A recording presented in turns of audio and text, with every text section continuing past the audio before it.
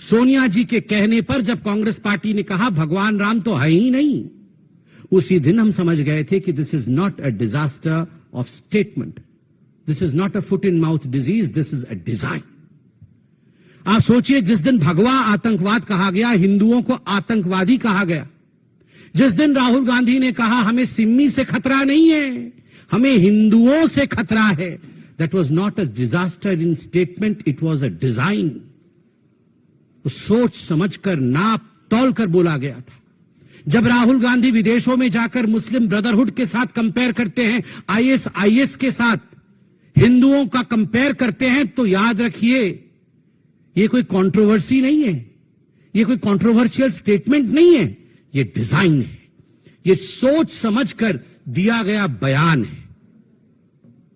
और तो और ये 26 पार्टियां इसमें एक ही हैं, और आज एएचसीसी एंटी हिंदू कोऑर्डिनेशन कमेटी में सभी एक स्वर में हिंदुओं के खिलाफ बोलने वाले हैं। उद्धव ठाकरे जी के स्टेटमेंट से भी it's clear from his statement, उससे भी बात स्पष्ट होता है। वो कहते हैं कि मंदिर जब बन जाएगा और जो हिंदू ट्रेन में बैठ के भगवान राम के दर्शन के लिए जाएंगे तो गोधरा जैसा कांड हो सकता है, मतलब हिंदुओं को जलाया जा सकता है, तड़पा के मारा जा सकता है। इससे घृणक वाक्य और क्या हो सकता है? हम भगवान राम का दर्शन करने जाएंगे, भव्य राम मंदिर बन रहा है, और आप कहेंगे कि गोधरा हो सकता है, और आम आदमी पार्टी उसका समर्थन कर रही कि उद्धव जी बहुत बड़े नेता हैं, कुछ कह रहे हैं तो सोच समझ कर कह रहे हैं, गोधरा हो सकता है। अरविंद केजरीवाल जी, क्यों? आप तो बड़ा ढोंग रचाते हैं कि मैं तीर्थ यात्रा पे लोगों को भेज रहा हूं। आप तो राम मंदिर के विषय में क्रेडिट स्टीलिंग का प्रयास भी कर रहे थे, क्रेडिट लेने की कोशिश भी कर रहे थे, और आज आपके प्रवक्ता और आपके मंत्री कह रहे हैं कि उद्धव जी ठीक कह रहे हैं, अगर ट्रेन में बैठ के हिंदू जाएंगे देखने के लिए भगवान श्री राम को अयोध्या में तो गोधरा हो सकता है। उद्धव जी का समर्थन कर रहे हैं। समाजवादी पार्टी कह रही है रामचरितमानस को पढ़ना नहीं चाहिए।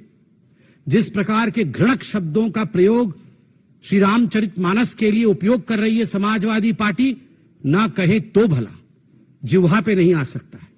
और आज सुबह से समाजवादी पार्टी ने प्रेस कॉन्फ्रेंस करके राम मंदिर के खिलाफ स्टेटमेंट दिया है, हिंदुत्व के खिलाफ आज बयान जारी किया है कि राम मंदिर नहीं बनना चाहिए। आरजेडी तिलक लगाने वालों से देश को बर्बाद कर दिया है, यह स्टेटमेंट पढ़ रहा हूं।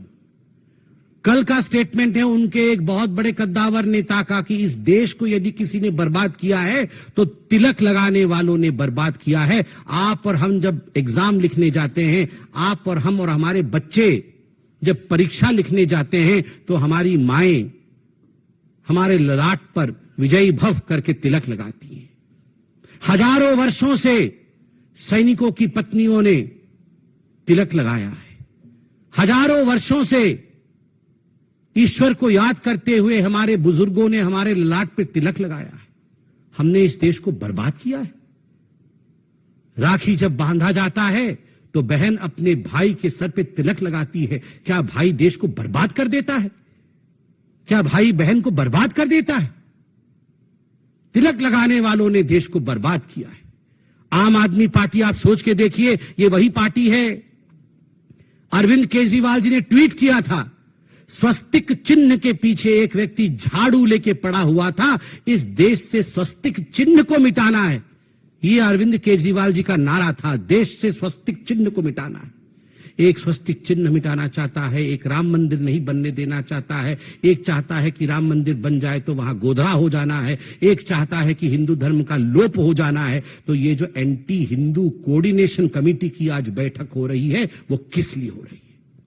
और आज मैं बहुत स्पष्ट शब्दों में कहना चाहता हूं, ये कब से हो रहा है? जब से एंटोनियो माइनो इस देश में आई हैं, एक साजिश के अंतर्गत इस देश में हिंदू विरोधी गतिविधि चल रहा है, by the design of Antonio माइनो।